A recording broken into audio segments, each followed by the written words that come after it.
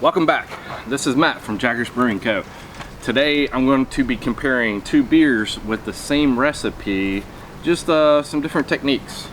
So first one here is going to be my Summer Jam, the Lithuanian Farmhouse Ale. No, the condensation's kind of causing it to not be that clean and clear, but at least on the glass side, but I can see pretty well through it if I hurry up right now. And then this one is the raw ale called I Don't Care.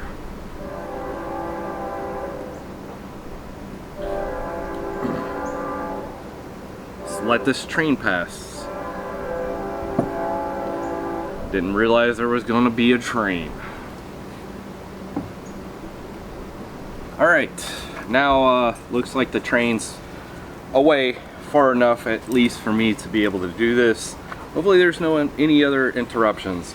So now that there's been just a little bit of time for the glasses to kind of come up a little closer to temperature outside, here they both are side by side. This is the raw ale here, and then this one here is the Lithuanian Farmhouse. As you can see, there's a giant difference there in clarity. This one, the Lithuanian Summer Jam, had a pretty big head on it. It's dissipated to a fairly decent ring, some lacing. This one needs a little bit more carbonation. We got a little bit of lacing. Didn't have nearly thick head like this one did.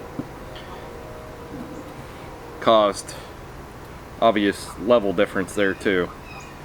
So same recipe, same grain bill, same yeast used. This one boiled, this one not boiled. They were both not chilled. It's just way too hot nowadays right now to try to be chilling. Groundwater, I think the other day when I brewed, it stalled down to about 110, 120, somewhere right around there. So I had to let my fermenter with the cooling coil kind of take the rest of the heat out of it, so I could get it down to pitching temperature. So another big difference is this one has a hop tea in it. The Summer Jam did not. I boiled the hops in with the wort. The differences here that you're seeing as far as the color is really contributed to boil, right? So this one wasn't boiled, so all those proteins are still in it. And I wanted to take the opportunity, after talking to some people in the club and telling them kind of what beers I had on tap and some of the differences and stuff, one of them said, why don't you compare them both side by side? And I guess for whatever reason it didn't click to me. It's a pretty good exercise, right? I did note that when doing the video on this one, I had just recently done this one, so this one was kind of still fresh in my mind, that the raw ale, everything that was in this one is also in this one as far as the aroma, the taste, and all that.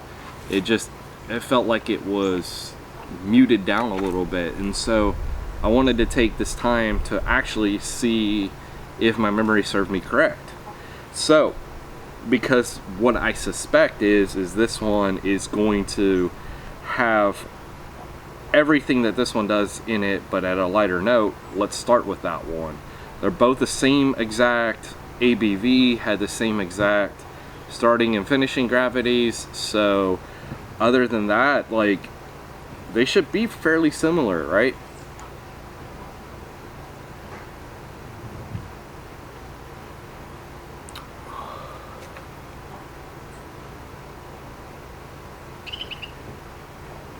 So I'm hitting the phenols with this one. The earthiness, the spiciness, cloves, pepper, and then a hit of citrus.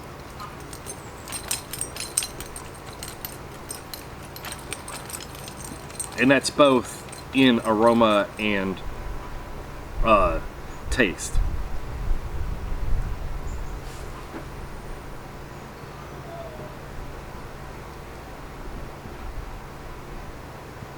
Yeah, so the Summer Jam one, the one that was boiled, it's sharper, more kind of in your face about it. Got the cloves, the spiciness, the earth, the peppers, the citrus. And then in taste as well, we've got the same, like this, the phenols, the pepper, the spice, the earthiness. It's all right there. It's sharper than the raw ale, the no boil, right?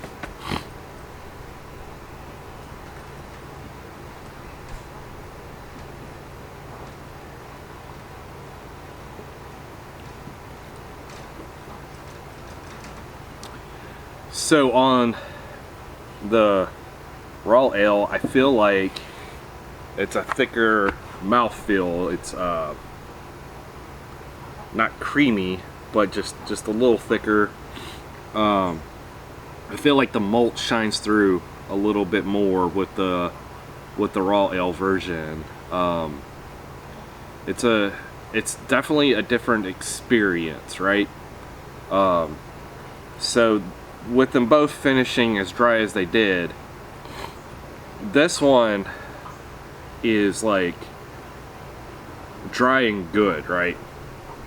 This one is kind of like, it doesn't taste as dry as this one does, which I feel like is kind of one of those good things, but it's a bad thing, right? So like, you could probably drink a few of these and feel fuller, but I think it would sneak up on you in the opposite way that a dry beer would. This one, like, kind of, to me, it tastes a little closer to like a, 4 to 5% beer, and not necessarily a 6% beer. Whereas the boiled version here, the Summer Jam, I think you can taste the alcohol a little bit more now when you compare it to the raw ale one.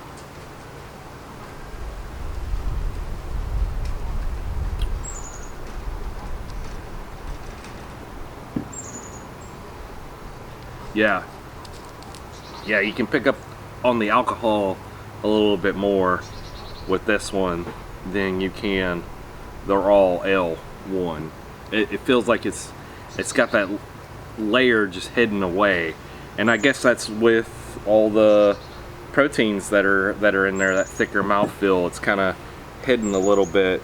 It may be a touch from the lower carbonation too. Maybe the higher carbonation's kind of helping it pop out a little bit more with the Summer Jam version. So that's pretty interesting. As I said, they're both fairly well brewed, more or less within the same time. This one's a couple weeks older than this one is. This one's gotta get pushed through the system and friends and all that quicker than this one will, because of the shorter shelf life with the raw ale.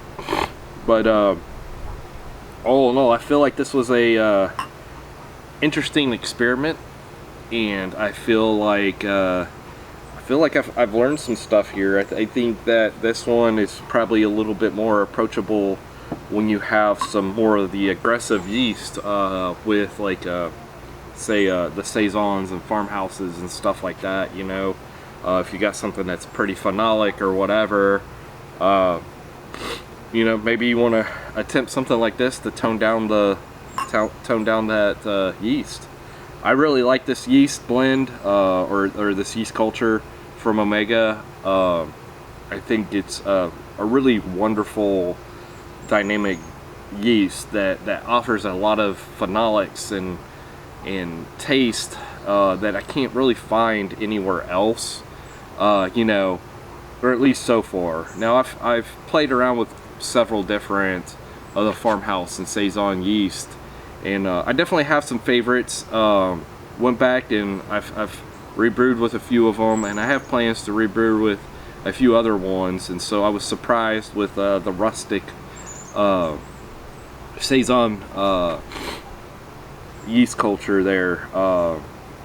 When I rebrewed with that, I was let down the first go round, and then the second go round has been really good to me. So you know, I think it's just all about learning how to get those executions right in the process with the yeast cultures that you're playing around with. So thank you so much for joining me. I really appreciate everything you know, that you guys do for me.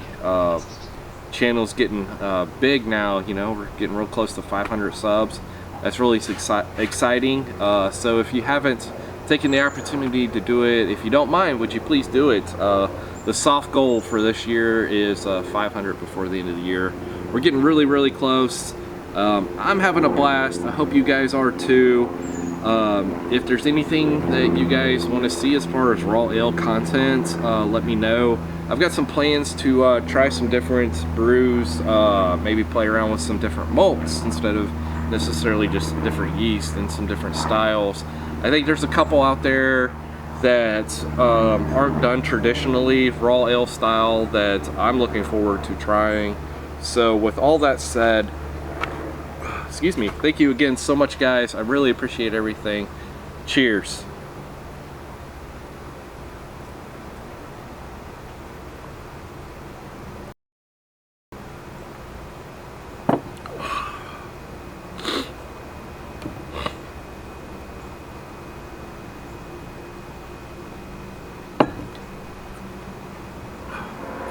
Now time for the thumbnail.